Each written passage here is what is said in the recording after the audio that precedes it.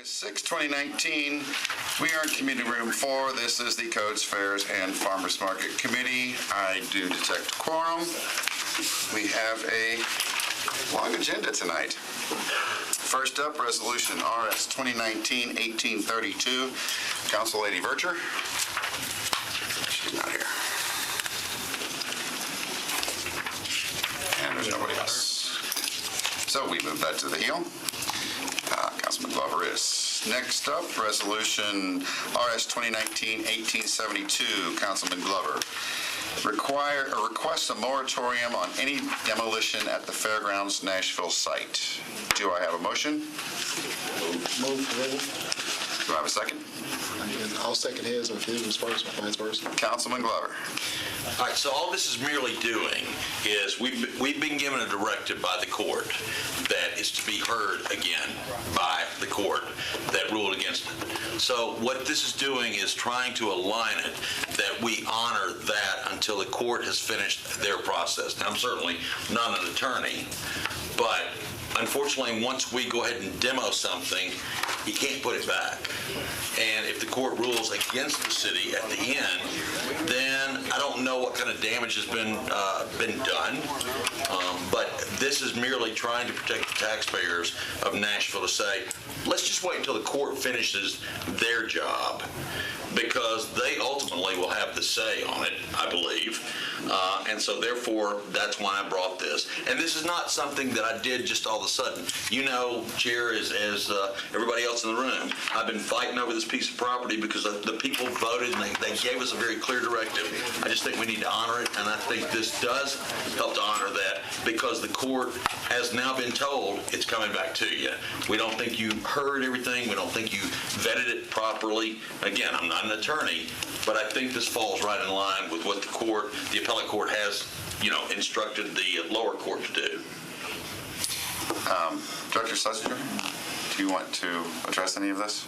Not the legal portion. I certainly will defer to Mr. Cooper on that. I guess the only thing that I would say about the demolition is, as you all know, we are substantially complete with constructing our new facilities. Again, we've got 131,000 square feet of indoor conditioned space.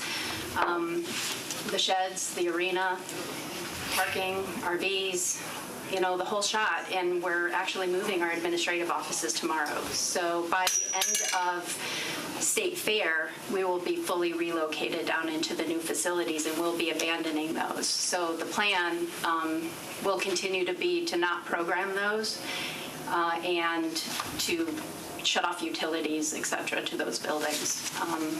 So that's the plan. Questions? May I address that, please, sir? Certainly. So here's what I'm hearing from the vendors, that while the new facilities may be almost done, it's not large enough to accommodate everything that was already there. And so it may well be that you turn off the power and you do this or you do that with it. But if in fact the court rules that we were in violation of the charter amendment, I'm not saying they would be or they wouldn't be, because again, I'm not an attorney, but if that space is needed in order to accommodate the activities that have been going on the fairgrounds, as they have in the past, as the charter amendment that received an overwhelming vote and passed, this simply puts that safeguard into place until the court has made their final ruling. Can we hear from the Director of Law, please? Absolutely. Sure. So the case was remanded by the Court of Appeals back for the trial court, the Chancellor, to hear two additional issues that were raised by the plaintiffs regarding whether the plans as approved by the council and the Fair Board and the Sports Authority are consistent with the 1909 and 1923 private acts that were incorporated into the charter. So that will be coming back to the court. Demolition really I'm not litigating the case, but demolition is not an issue in the case. That's the Court of Appeals was not considering whether you could go ahead and demolish the facility. So the question is, if you have new facilities that are ready to open, do you keep the old facilities sitting there as well? So this, in your mind, is not really, this resolution is not really addressing anything having to do with the issues that Chancery is going to be considering No. in the future? Okay, thank you. Well, I will respectfully disagree because the people that I'm hearing from say that they cannot conduct business going forward with what we the city have paid for and we built. So while the court may not be looking at the demolition piece, I do think they're looking at the overall property as a whole. And one of the things that has always bothered me about this is I felt like we rushed into some things that perhaps we shouldn't have, and now it's coming back to us, as have many other things on the floor here. So this is really a way, again, to safeguard what has been out there and to make sure that we honor what we're supposed to do in the event, because I certainly am not the judge and I'm certainly not the jury on this, but I think until the court has ruled, because I believe that they'll have the, quote, final say in this arena, if whatever the law was, et cetera, until the court has made their decision and everything has been finalized in the courts, I don't think it's hurting us to make sure we don't continue with the demolition, because right now, the other thing I'm hearing is there's not enough space to park for everything that's planned there. I mean, I'm hearing a lot of things that were unintended consequences. So all I'm trying to do right now is avoid additional unintended consequences. Questions? I'll, I guess, reiterate what Mr. Cooper said. So you're saying that the order from the court to remand this back down to lower court is saying has nothing to do with demolition at all? Right, it has to do with the proposed uses of the property. So if that's the case, then what you're proposing has nothing, it's apples and oranges, correct? No, not really, because it's the proposed uses of the property. If in fact the new facility is not large enough to accommodate, Well, this that's says- where I'm coming from. This says a demolition. Right. We don't need to tear down any additional buildings until the court has decided and we've determined are there enough square feet in order to accommodate the flea market specifically as it's been used in the past. Is this a memorializing resolution or is this a, Mr. James not in. it's memorializing? Okay. Yeah. Yeah, I didn't want to answer that question because that's what I thought, but I wanted to make sure. And let me ask a question, if I may. This moratorium is only in effect until the Chancery Court makes their decision, correct? Yeah, and I think it's also important to reemphasize what was just stated. This is a memorializing. So it doesn't have, and since Mr. Jameson is not in here, I'll just ask Director Cooper. I mean, if they want to go ahead and move forward with it, they can. This is merely us saying, we really think that we need to do what we should have done in the beginning and make sure that everything is done properly. Is that fair? Yeah, it's not a binding law. Okay.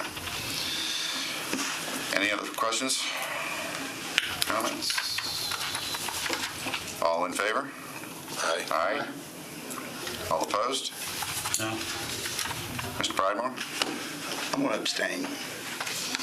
So that would be 3-4, 1 against, and 1 abstention. Thank you, Mr. Crawford. Thank you.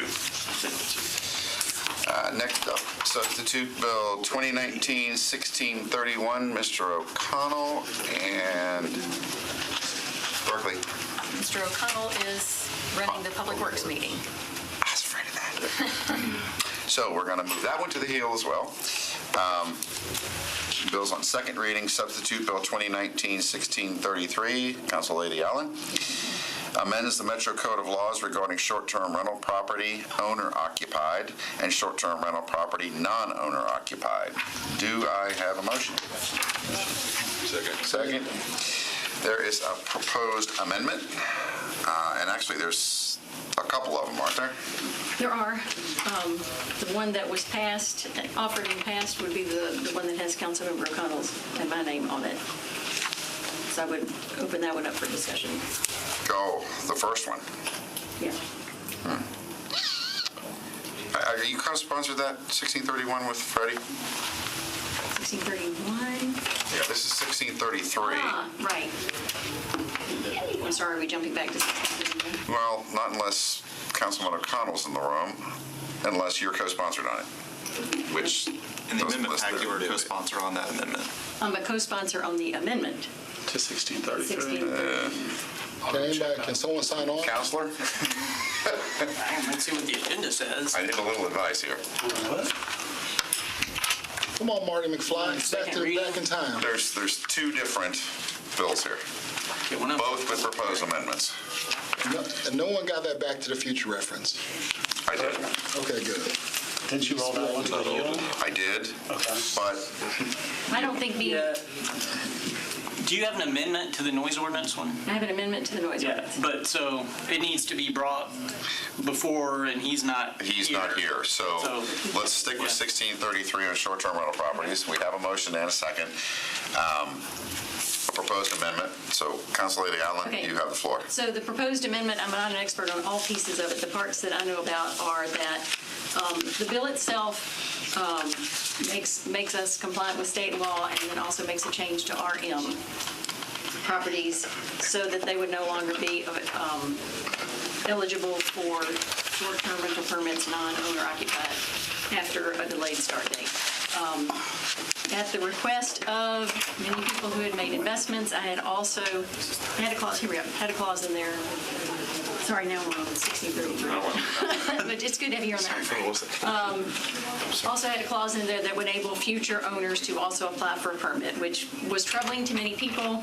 And after much work with Councilmember O'Connell and stakeholders, he had revised his amendment so that it would allow exactly 2 transfers and no more, with a statement that this is not meant to be precedent-setting in any way. This is an unusual circumstance. We are learning as we go along on this disruptive technology. So that's clearly spelled out that this is not meant to be precedent-setting, because I know that troubles some people. So that is what the amendment does. There's also some information in there that I can't speak very knowledgeably about 2-family structures, because we are involved in multiple lawsuits, and that language would get rid of the multiple lawsuits, which seems like a good thing. So that's what the amendment that Councilmember O'Connell and I had put together is about. And I would move the amendment. And I have a second amendment here from Council Lady Nina Johnson. Motion to defer or table or talk about it? Nobody's here to Yeah, there's introduce no, the amendment. it doesn't have to be introduced. We need a quorum. Oh, we just lost. Oh, my goodness. We can talk, we just can't vote. Correct. Okay. Yeah. So, well, if nobody's here to introduce Mina's amendment, then. Well, and that's, I'm very interested. If Jameson triple duty at 3 meetings at the same Jameson was on vacation, would you have to run from one seat up to the next one? Maybe. I'd like to move the O'Connell-Allen amendment, please. Do I have a second on that? Okay, so we are right now on a vote that moves the amendment, which basically, it still keeps limitations on RM zoning, correct? Correct. A maximum of 2 transfers. 2 future owners could apply for permit. That was the piece that troubled most council members, and that's a compromise solution to that. Okay, that is what's before us right now. All in favor? Aye. All opposed? Aye, I'm in favor. You're in favor, so the amendment's 3 for, 1 against. Amendment passes, so now we are on the bill as amended. The bill is amended. Do I have a second on that? So this literally takes and changes RM zonings citywide immediately. No, there's a delayed start date that's built in. There's But I mean, that's understood, but, okay. So it's not immediate, specifically. It's 2020, I think, right? Correct. All right. By January of 2020, everyone who intends to get a permit has to declare it, then they have to meet milestones. Questions? Do I have a motion on the bill as amended? Second? Second. All in favor? Aye. All opposed? Passes 3-4, 1 against. Thank you very much, Council Lady. And you probably don't want to go anywhere because now we're going to go backwards. And now we're on Substitute Bill 2019-1631. Councilman O'Connell creates Title IX noise and amplified sound and to consolidate existing provisions regulating noise, excessive noise, and construction noise into the new Title IX. Do I have a motion? Motion. Second? Second. Councilman O'Connell. Thank you, Mr. Chair. This one, as mentioned in Planning, Zoning, and Historical, is a more or less a consolidation and cleanup bill. There is no new policy impact. It basically brings a disparate group of pieces of the Metro Code laws that govern and regulate noise into one place. We worked with Metro Codes extensively, Metro Police extensively, and obviously got a lot of helpful input from the Metro Council office about legal issues. It should have no impact on passage, but it does set the stage for conversations that I know a number of people are eager to have. I consider Councilmember Allen's amendment to be friendly and the other amendments to be unfriendly, and I would encourage this committee to pass this bill as amended by Councilmember Allen with no other amendments. And I have actually 3 amendments on this. Yeah, I think there's Councilmember Allen has one, Councilmember Johnson has one, I believe Councilmember Glover has one. Correct. And I don't see Councilman Glover or Councilman Johnson, Council Lady Johnson. Might I ask the question concerning Councilman Glover's amendment? That the provisions of this title shall not apply to the activities taking place at 300 Rains Avenue. There he is right there. Sorry about that. It's okay. Do you want to move your amendment? So you've Well, I'm already not a moved member of the yours. committee, so. I haven't moved it, but it will. This is 1633, correct? 1630, Right now, 1631. the bill has been moved so the committee can take up any amendments. That's what I thought. So we've heard yours. Councilman Glover, do you want to talk about your noise? Yeah, all it's simply doing again on my amendment is just simply protecting that piece of property that was voted on by the voters. And because I'm not an attorney, so I'm going to keep underlining and emphasizing that I want to make sure there's not unintended consequences inside of the bill. And I'm not saying there is, but I want to make sure that there's not unintended consequences. And so I'm removing the fairgrounds because I think we're already dealing with that on the noise and everything else. And maybe it is in place already, and we can argue it however we want to. This certainly will not damage that. It just merely ensures it. Questions? I'd like to ask what the problem with the amendment is. So we drafted this entire bill knowing that it was late in the term and knowing that conversations like both of these are probably going to come up. I refrained from doing anything that would change the policy outcomes of this bill specifically because we didn't have the time to do the stakeholder input, but we had already gotten extremely helpful input from departments. I appreciate the concerns of both the sponsors, and I'd be happy to take up their ideas next term. I think this bill is not the vehicle for it because we're trying to pass it as basically an effort at creating a new title, which I would prefer to do cleanly as we consider it on the floor tonight. So basically, this is a copy and paste bill. Anything in the bill is already in the Metro Code of Laws. We are creating a new title to make it easier to reference.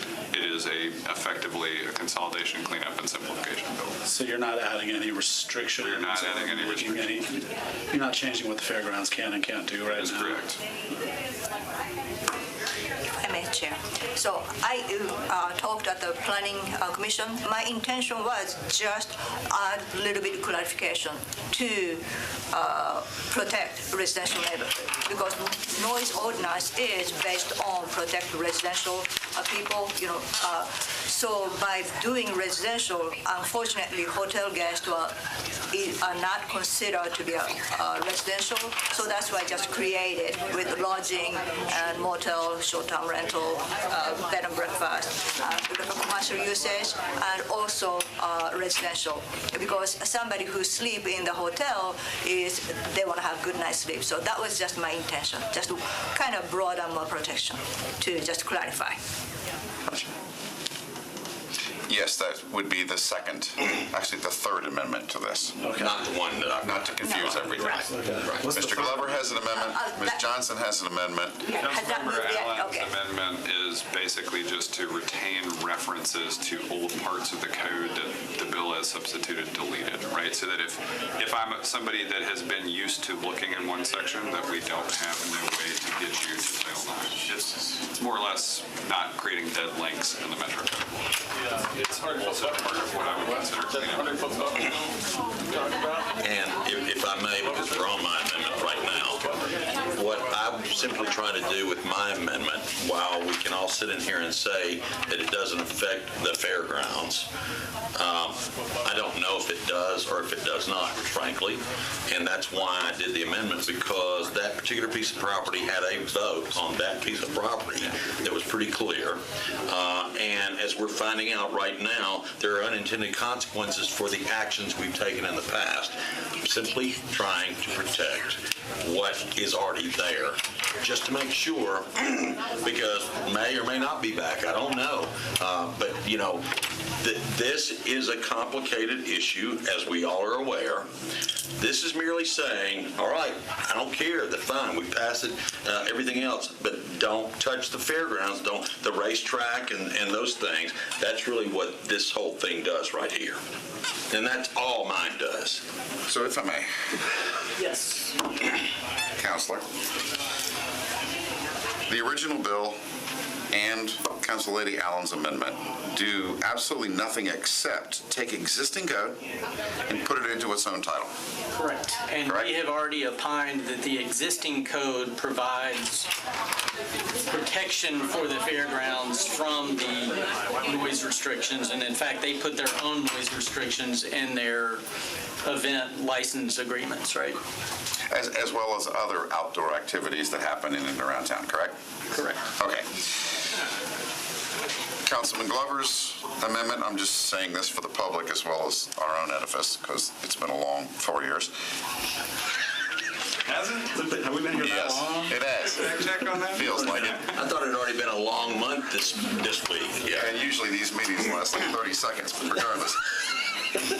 Councilman Glover's bill excludes the fairgrounds from the existing code that we currently have. Correct? Our quorum is walking out the doors. Hey, We swapped. quorum. Council Lady Johnson's amendment. Again, Donaldson. Cooper, am I required? Tonight's a crazy night. Hey, And discussed. excuse me. Council Lady Johnson's amendment substantially changes code, correct? Yes. It is a change to the existing language. Councilman O'Connell has just done a much-needed cleanup of the noise ordinance provisions throughout the code into one cohesive section so that in the future, when we want to change it, it's easier done. So, Can I? I'd like to. with all that said, do we have any questions? I'd like to move the no dead links amendment, please. Do I have a second? Second. It's just a reference. Oh, it's no problem. We are on, I'm going to say the Allen amendment. Amendment 1, it was called. Well, I don't have a 1 or 2 or 3. All in favor of the Allen amendment? Say aye. 4-0 against. All right, we need you in public works. Now we'll take up the Glover amendment. Do I have a motion? Second? Do I have a motion? Motion to move it? Do I have a second? Seeing no second, it does not pass. Now let's take up the Johnson amendment. Do I have a motion? Seeing no motion for the committee, amendment fails. Thank you very much. Now we're back to item number 1 on the agenda. Did you pass the bill? Oh, that's right. Sorry. Thank you, Councilman O'Connell. Again, it's been 4 years here. Now we are on Councilman O'Connell's bill 1631 as amended via the Allen Amendment. Do I have a motion? Second. All in favor? Amen. Any opposed? Passes 4-0 against. Thank you very much. God bless us all. Now we are back on yet again, 1832, Council Legal Virtue. No letter? No letter. I got 28 billion amendments here, but no letter. I'm sorry, who are you looking for? White filed. So, with that said, yeah, it's going to be deferred by rule. And that concludes Codes, Fairs, and Farmers Market Committee for Tuesday, August 6th, 5 p.m. Thank you very much.